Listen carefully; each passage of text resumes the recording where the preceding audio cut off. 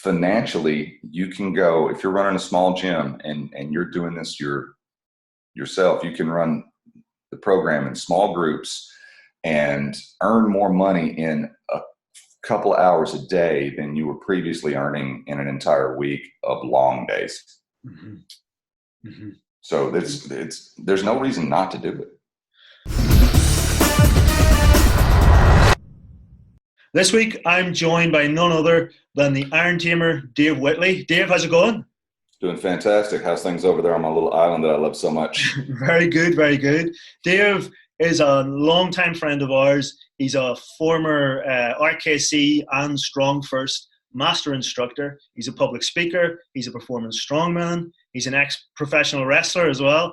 He's also up to tons of stuff at the minute. So Dave, what's been happening with you? What I'm up to mostly these days is I have a son who's 8.5 months old, and I'm living this dad life and figuring out how all that works and doing everything that I can to make him be superhuman as soon as possible. Keep him alive. That's a good day. I am satisfied when my wife comes home and she's still alive. I'm like, you pulled it off today, Dwayne. I think that's a good baseline. You're also, of course, an A12 instructor, but an A12 certification instructor. You attended our live events and you taught alongside Paul. Tell me, how do you know Paul? Where'd you meet him? How'd you get started? I met Paul at an RKC event. I don't remember what year it was, probably 10 years ago, something like that, in Minnesota. And we hit it off. I could tell just from being around him a little bit at that certification that he was not, and this is no slam on anyone, but he was not the typical certification attendee who had some experience and came in and they were a personal trainer and that kind of stuff. I talked to him a little bit, very quickly started to see that he has a perspective on programming and exercise and tailoring concepts to fit the individual person's needs that was exceptional in a field, in a room of people who were very good at what they were doing anyway. And so that's how it all kind of started. And then a few years later, you guys asked me and Fabio Zoni to come over and do an RKC event in Belfast. And that was when I really got to spend some time with him and with you and with Damien. Because, at the certification, he was there as a student, and he truthfully knew as much or more about what he was learning already than a lot of the folks that were teaching at the certification, to be completely candid with you. Wound up doing a steel bending and old-time strongman feats workshop at Centaur. That trip over was what really solidified it in my mind what a genius Paul is. And that was when I first started talking to him about the Amazing 12, because it was right around that time that he started putting out some of the before and after photos and started kind of hinting that this was something that was coming. I was in the first group, lots of high quality people there. And it was probably the most talented bunch of professionals that I had been with in a student setting at a certification. So I could tell before Paul ever started teaching, I knew that he was brilliant. And I could tell from the quality of the coaches that were there that it was going to be a very high level experience. And it was. Once you understand the fact that you can literally recoup that investment 3 to 5 times without doing much at all in terms of promoting it, maybe up to 6 or 7 times if you really put the pedal to the metal on it. During the very first 12 weeks that you run it, you recoup that investment. That was a thing for me that really made it a viable income producing thing for the gym that I had at the time. The amount of return on investment that I got immediately within, it was like I talked to Paul about a month later, I was in Ireland, and about 3 weeks later, I started my first round of the Amazing 12, and then 12 weeks later, so what's that, 5 months? Within 5 months, I had, I think, quadrupled the initial investment that it takes to get one of the seats in the certification. That includes all the travel expenses, too. I'm flying from the U.S. to Ireland for 4 or 5 days, whatever it was, eating at the delicious Green Isle buffet. So constantly eating beef then, for breakfast, for lunch, and for dinner. beef and mashed potatoes. I mean, it's Irish, right?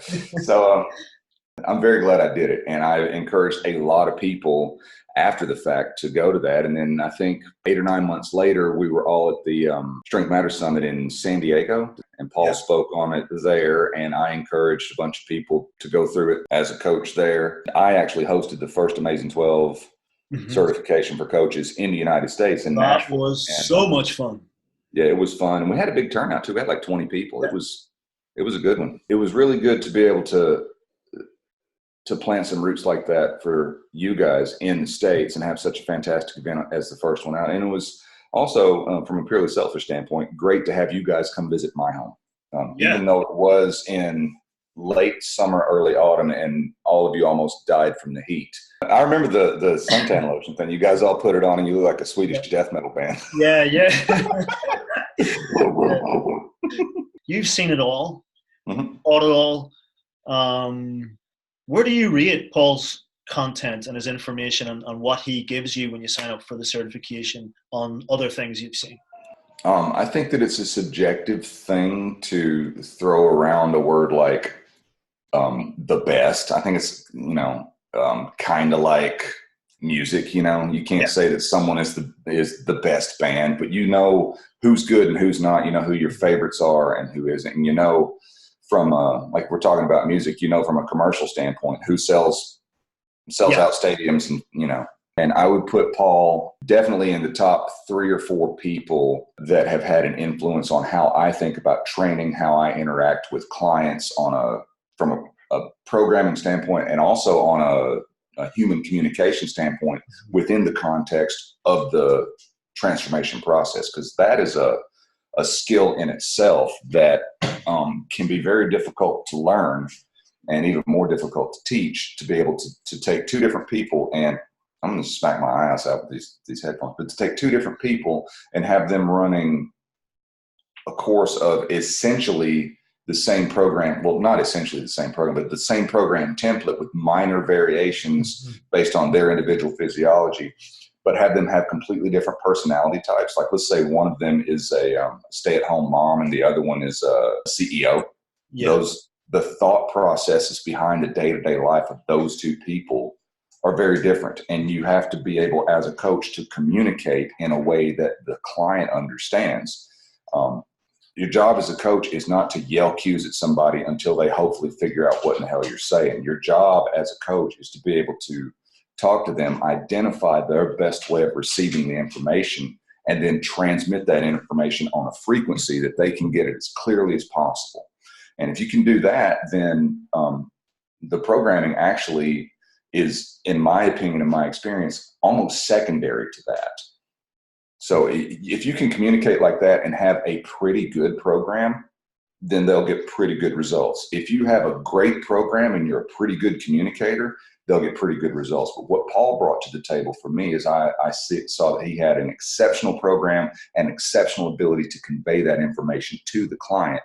And the most important thing is he understands how to convey that message to the coaches so that the coaches can carry it out once they're on their own.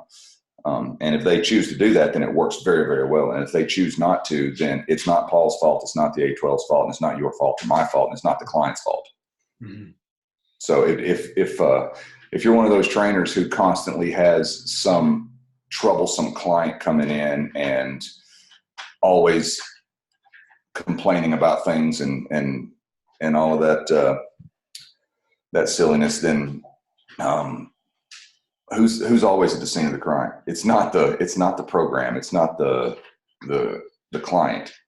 Yeah. And it's not who you learned it from. It's you. So that's one of the big takeaways for in-person coaching, is learning more about how to communicate effectively with the client, and not just in the gym, but also like when they have questions that seem so obvious to someone who's been in the profession for a long time.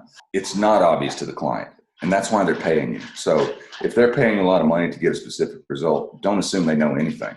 How beneficial is the A12, in your opinion, to giving someone something that they can just roll out and then focus on running their business, and focus on technique and keeping the client motivated, stuff like that, but at least just trust the process. What kind of difference could that make for someone out there hitting this results? I think the biggest way to keep someone getting consistent results is to have them be engaged in the motivation process. Everybody's always excited during the first couple of weeks. But once the newness of it wears off and you realize I've got to get up and go do this again, and it's going to be a little bit heavier, a little bit more than it was last time, that motivation can start to wane. But the way to keep someone motivated is to have them doing something that consistently produces results. So by the time that new starts to wear off, they can look in the mirror and see a visible change in just a few weeks. They can notice that they're feeling better, the way they move. They can see that there's more weight on the bar, and we're tracking the numbers so we can see that 2 weeks ago, you had this weight for this many reps, and now you have more weight for more reps. So seeing that kind of stuff and having within the way that you lay that information out to the client, multiple different points that you can point out progress, because a lot of us will make progress in, say, 9 different areas, and in one area, you don't see the progress, and you'll focus all your attention on that. So what I would very frequently do, like literally every time I ran an A12, if someone was coming in and they were having one of those days where they just didn't feel like it was, they were losing motivation, all that kind of stuff, I could go back and point at the numbers that they lifted in the gym and I wrote down and say, no, you are making progress, even though it doesn't feel like it right now, because here's what you were doing 2 weeks ago. Here's what you're doing now. And I liken that state of not feeling the progress, even though you are making progress, to being stuck in traffic. If you're going somewhere and you're stuck in traffic, you're like, I'm not getting anywhere, I should just give up. That's silly, right? You wouldn't do that. But with physical training, I think that the instant gratification of wanting it right now because I've wanted it for so long can sometimes supersede seeing some of the progress. A12 took care of all that, because there's so many different places that I could point at and say, here's where you did something today that you've never done before, ever, that's moving you where you want to go. And it's not even open to like how they feel. It's there in fact and figure. It's there in hard numbers. There in hard numbers, exactly. Dave, tell me about, and you're the perfect person to throw this question at, okay? But what does let's take the vast majority of people who aren't, let's say, particularly well introduced to strength or really they find it hard to qualify what that really means, if you know what I mean. In terms of, they like to get a bit stronger. They don't really know what that means or what effect that can have on anything. So for those people out there, who is most people, who kind of like the idea of the before and after, but really have no concept of how becoming immensely strong makes you feel and how that can have a knock-on effect to the rest of your life. Why is it that kind of almost intangible of strength and the spirit and the person? What's the connection between them? Why does it have such a profound effect on people to get so much stronger? We live in a world where we are constantly being bombarded with things that are not pleasant, things that aren't productive, and you take all of the, just like the crappiness of what people complain about, and you throw that on people, and then you take the idea that I've tried to do something before and fell apart on it, and I tried to make these changes. I want to be different than I am now. I want to feel better. Because really, when you want to get a bit stronger and it's kind of intangible, what you're really saying, if you peel it all back and look at what everyone has in common with that, is I don't like the way that my life is and that I am right now, and I need to change that in order to feel better.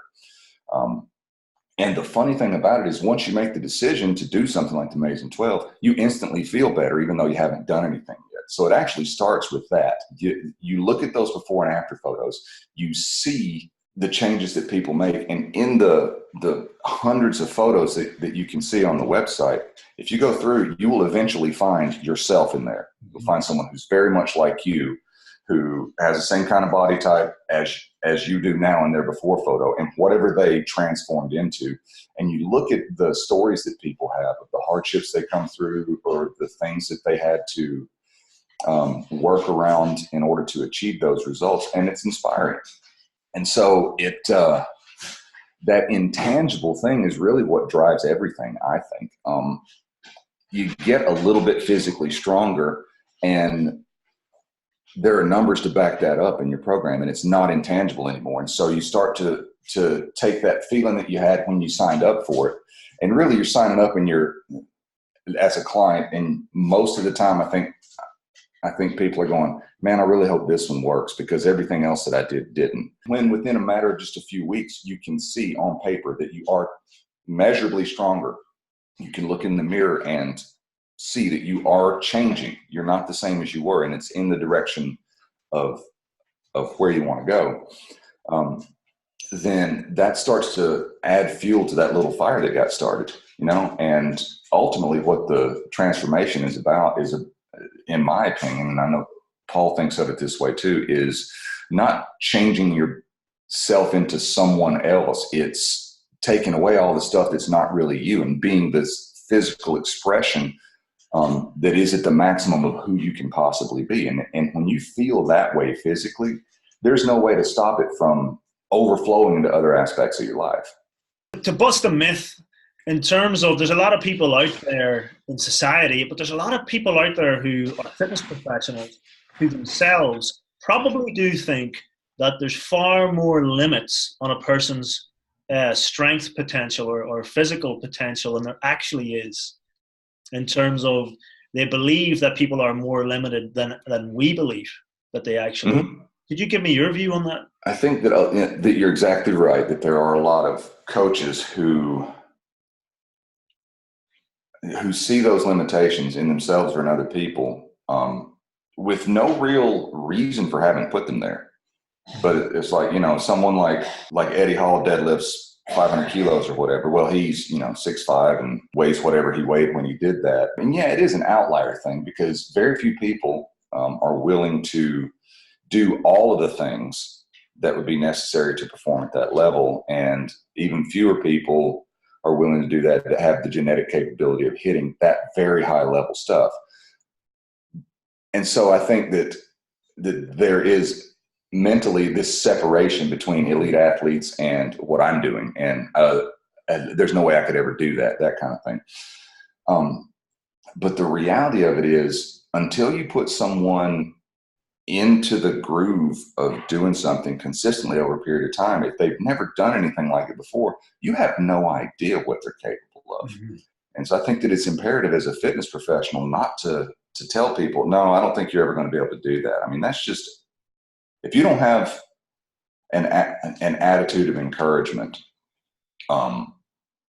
then your client's not going to believe in you, not going to believe in your program, and ultimately not going to develop the belief in themselves to accomplish anything. I mean, I'm sure at times it's just a reflection of a coach who doesn't know how to elicit a great deal of progress in anyone who isn't genetically advantaged, and maybe feels it more appropriate to blame the client rather than, I don't know how to take you there. Which is another cool thing about the transformation process, is because the really magical thing is when you have someone, either coach or client, doesn't really matter, who's starting from a place similar to that, and then they do something like the Amazing 12, and it wipes all that away, because they realize that this does work, and if I implement it correctly, it works surefire every single time. Mm-hmm. So what do I need to do to implement it correctly? And that could be anything from the training and the nutrition, hard data like that, or more likely it has to do with interpersonal communication. If I'm a new coach thinking about getting on board this, what am I getting? Tell me what am I gaining from signing up and becoming an A12 coach? Financially, you can go, if you're running a small gym and you're doing this yourself, you can run the program in small groups and earn more money in a couple hours a day than you were previously earning in an entire week of long days. Mm-hmm. Mm-hmm. So there's no reason not to do it. Most people in the fitness industry just tend to just work harder and harder and harder. That's not a knock on them. It's very honorable, but they're not getting paid for the minutes and hours that they work. Mm-hmm. They're not sort of aligning their clients and the programs that they offer in a way that means that they can deliver quality to a larger group of people by working less hours. Right. And well, nobody cares how hard you work, really. And that's a big myth, I think, that hard work somehow equals success in anything, but we're talking about financially specific. Because if that were true, if just working harder meant that you were going to reap financial benefits, then the guys who were, like here in Tennessee, the guys who were out on the side of the highway shoveling asphalt in 100-degree weather, they would be the richest guys in the world, because that looks like some of the hardest work you could possibly do, or like putting shingles on top of the house, something like that. So, and that's not a knock on those guys. That's what they do. But those guys work very, very hard, and they don't earn as much money as some people who don't exert as much physical effort. So it's not about working hard, either in the gym or in the business. It's about what are the most effective things that I can do, and doing those things.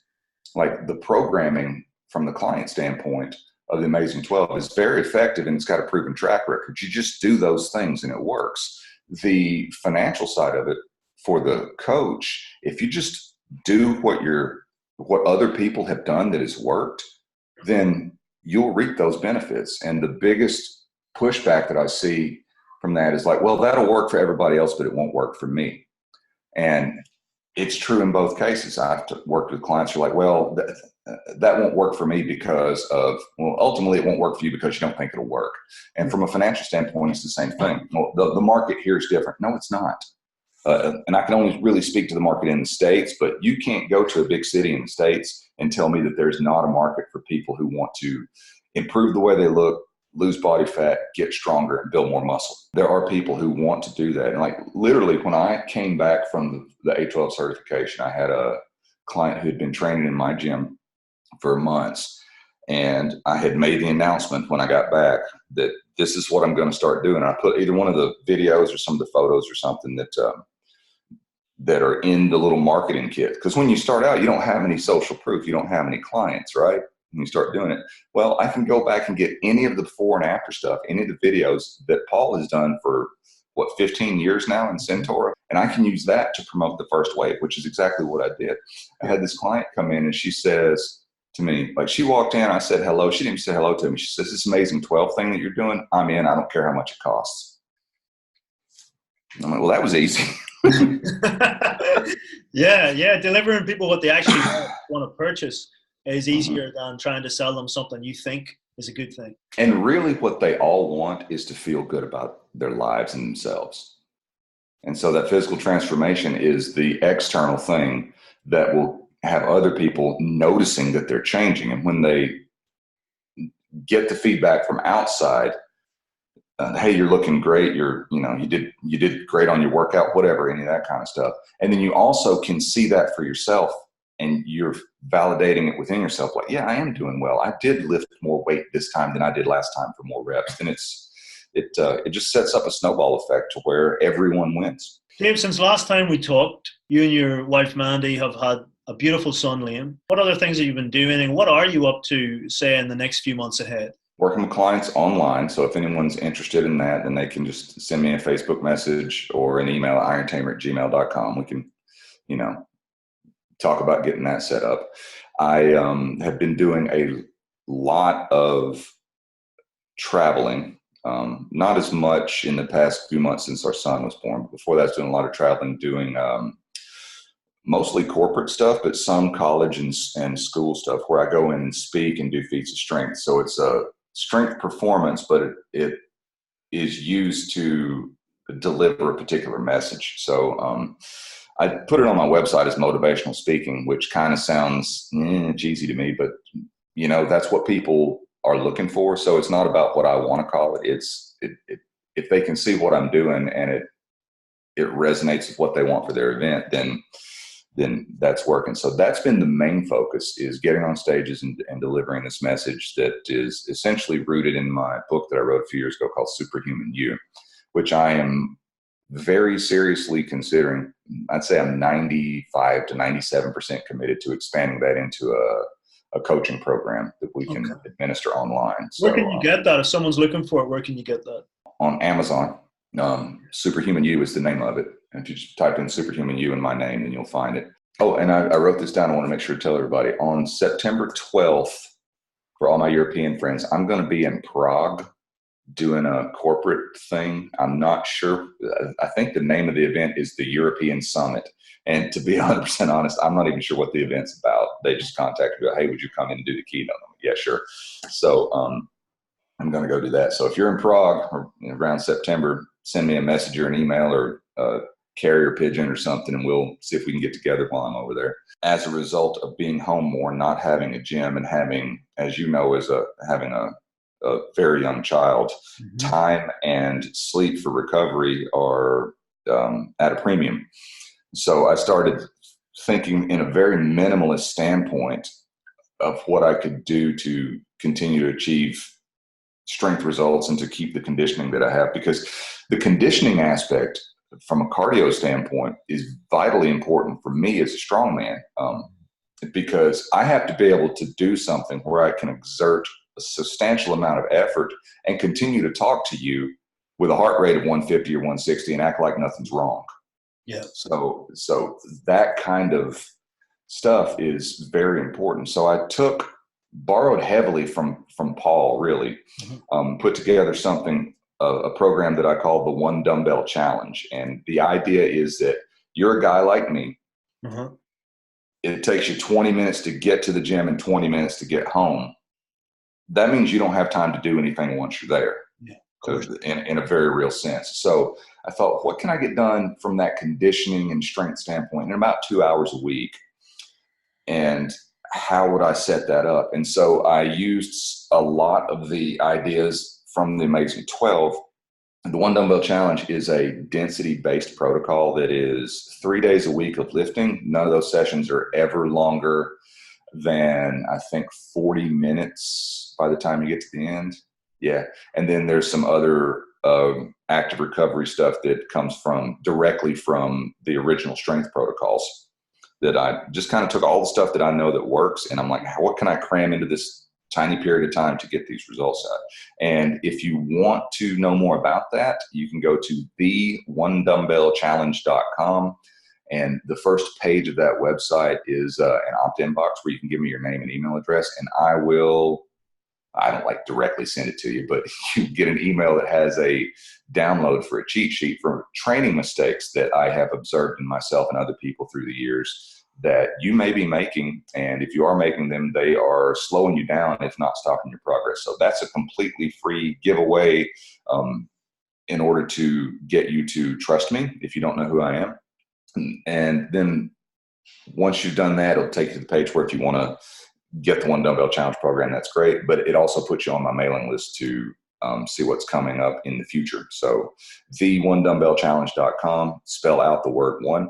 Awesome. Well, look, to anybody out there who's in Eastern Europe or over that direction, be sure to get on that and see Dave live, because I've seen him live on a number of occasions and it's well worth it. A brilliant performer, and you'll go away with more knowledge, more inspiration than you had when you turned up, that's for sure. But look, Dave, I got to run. An absolute pleasure to chat to you today. Always is. And we look forward to seeing you soon. And I look forward to meeting Liam in the flesh, hopefully not too far in the distant future. I look forward to that as well. Thank you so much for having me on. Not at all, Dave. Take care and get some sleep.